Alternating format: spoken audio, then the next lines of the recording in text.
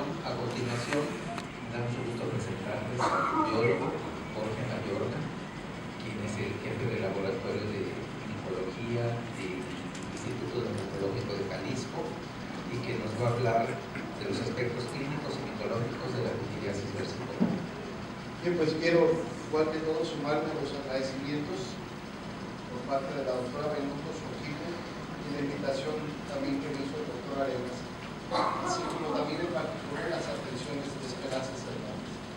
Bien, la doctora Cobos ya dio algunos términos sobre una enfermedad muy común, y a veces digo, pues ya me metí al seminario a hablarles del Padre Nuestro a los sacerdotes, que es pues mucha gente que está aquí, no solamente son de esta área, sino de todas las zonas tropicales del país, desde Acapulco, de otras zonas de Yucatán, el doctor Campos, que también anda por aquí. Y bueno, pues vamos a hablar de algunos términos rápidos para no ser tan repetitivo. Esta micosis, sabemos, es superficial, es crónica, pero puede dar casos profundos, como también ya lo mencionaron. Es cosmopolita, predomina en zonas húmedas, calientes y tropicales. Creo que claramente estamos todos convencidos de esto. Producido por un grupo de levaduras del género Malassezia. La característica número uno, pues precisamente que va a producir máculas que pueden ver dos variedades, hipo y hiperpigmentadas, o inclusive a veces formas mixtas en algunos pacientes se han visto. El hábitat natural es la piel de los humanos y algunos animales de sangre caliente. Si ustedes se meten a la referencia, ya está bien descrito 14 especies que lo mencionaron, algunas por regiones más frecuentes que otras, pero si se meten a la referencia del Micoban, les saca una tabla de 20 especies en la historia de la micología. Sin embargo, estas son las descritas precisamente en infecciones tanto en animales como en humanos. En cuanto a la taxonomía, bueno, pues aquí están el orden, la clase, y es un hongo que tiene reproducción de tipo sexual. Es cosmopolita, 5% de la micosis en general o 20% de las superficiales. Sin embargo, en zonas con características que ya mencioné, pues esto va con otra diferencia de porcentajes. Predomina en adultos jóvenes. Ya mencionaba la doctora Cobos precisamente desde qué edades pudieran estar presentando esta infección o esta presencia de esta levadura. Predomina generalmente en varones 2-1, con una historia familiar, es importante, hasta del 43.8%. Y esta historia familiar, recuerdo muy bien un concepto que menciona aquí el maestro Bonifaz, el hecho de que si es hijo de ceboso, pues cebosito va a producir, es decir, si traen piel grasa, pues frecuentemente también van a tener los hijos esta característica genética. Es una levadura que mide 2 a 6 micras, altamente lipofílica, excepto alguna especie que ya se mencionó, cilíndricas, esféricas, puede en su fase filamentosa y patógena dar la infección propiamente, pero también hay cuadros y especies que solamente se van a ver formas de levaduliformes. Por más que uno busque, miselios no va a encontrar. Entonces ahí las albóndigas o a veces están sin espagueti, o podemos ver especies donde nomás está el espagueti y no las albóndigas. 3 especies son muy representadas para candidiasis versicolor en el mundo, y normalmente las 3 también pueden estar como saprófitos de la piel. Hay factores intrínsecos que ya se mencionaron, algunos, y sobre todo los de inmunodeficiencia, desnutrición, pues son los que van a favorecer algunos otros cuadros clínicos de Malassezia, o los extrínsecos que ya también mencionamos algunos de ellos.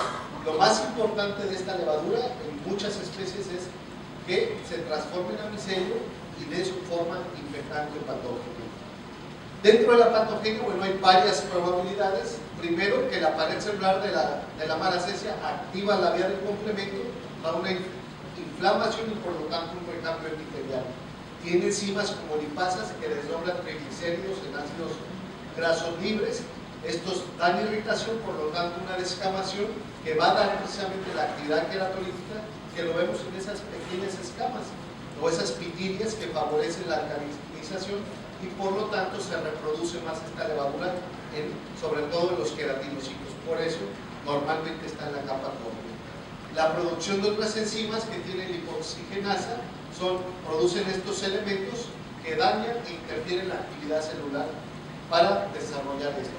Y en cuanto a los mecanismos de pigmentación, pues siempre se ha hablado del bloqueo de la transferencia del melanosoma al queratinocito va a producir elaboración de productos sindólicos que bloquean la luz ultravioleta, inhibición de melanina por el ácido acelaico, actuando a través de la dopa-tirosinasa, y la intoxicación de los mismos, también produciendo metabolitos como el ácido bicarboxílico, que son los fenómenos para la pigmentación. Normalmente la variedad hipocrómica la observamos en el 85%, y aquí es donde más se expresa la pipireacitrina, que nos va a dar precisamente ante la fluorescencia la luz de luz. O del 10 al 15% las variedades hipercrómicas, donde se incrementan el tamaño de los melanosomas. Dentro de la clasificación clínica que menciona el maestro Arenas es 3 formas: localización, disposición y cromatismo. De la primer grupo se divide a su vez en localizada, diseminada o eritrodérmica, en la disposición punteada, nubular, que es lo más frecuente, o en placas, reticular, folicular, o inclusive hay formas atróficas, y dentro del cromatismo la variedad hipercrómica, hipocrómica, leucodérmica o atrófica. Aquí vamos a ver, generalmente tiene una distribución centrípeta, afecta principalmente el tórax, puede dar otras topografías inusuales, inclusive en huecos popliteos, axilares, en regiones interglúteas, hemos observado varios casos. En los niños está bien descrito los trabajos del doctor Isa o del doctor Arenas, que en la región interciliar es precisamente donde pueden darse estas manchas que fácilmente se pone en la cinta y llegamos al diagnóstico. Va a haber el signo de Bernier o del uñazo, que nos va a permitir tomar ahí una mejor escama, ya que generalmente es muy ligera o muy leve esta escamita, y ahí es donde se solicita o se toma las muestras para el diagnóstico. Los diagnósticos diferenciales pues se debe a una infinidad de lesiones, como la pitiriasis alba, la dermatitis solar hipocromiante, casos de lepra, sobre todo formas indeterminadas, el vitiligo, el eritrasma, pitiriasis rosada del nivel, o nevos acrómicos o pigmentados, o inclusive personas que están trabajando con residuos de plata. Bien. De las otras formas clínicas ya mencionaba precisamente foliculitis, varios casos que cuando se hicieron estas primeras descripciones se asociaba a pacientes con VIH, sin embargo era bueno a una población normal, la artrocistitis, y en descritos casos sobre todo en Colombia de onixis por malacesia, pero siempre asociados primariamente a cándida, y posteriormente se puede asociar la malacesia relacionada a papilomatosis o a diarrea atópica, seborreica, o dar un grupo de infecciones sistémicas donde se incluyen pacientes diabéticos o algún otro factor predisponible. El examen de laboratorio, bueno, son 4 puntos cardinales: el examen directo, la luz de Wood, podemos usar cultivo, pruebas bioquímicas o inclusive, que es más raro, una biopsia. Vemos en este examen directo con azul de metileno la presencia de las levaduras y los filamentos cortos que ya fueron descritos. Puede haber solamente agrupación de levaduras un poco más gruesas. Siguiente, que no podemos determinar la utilización de la luz de Wood, los cultivos.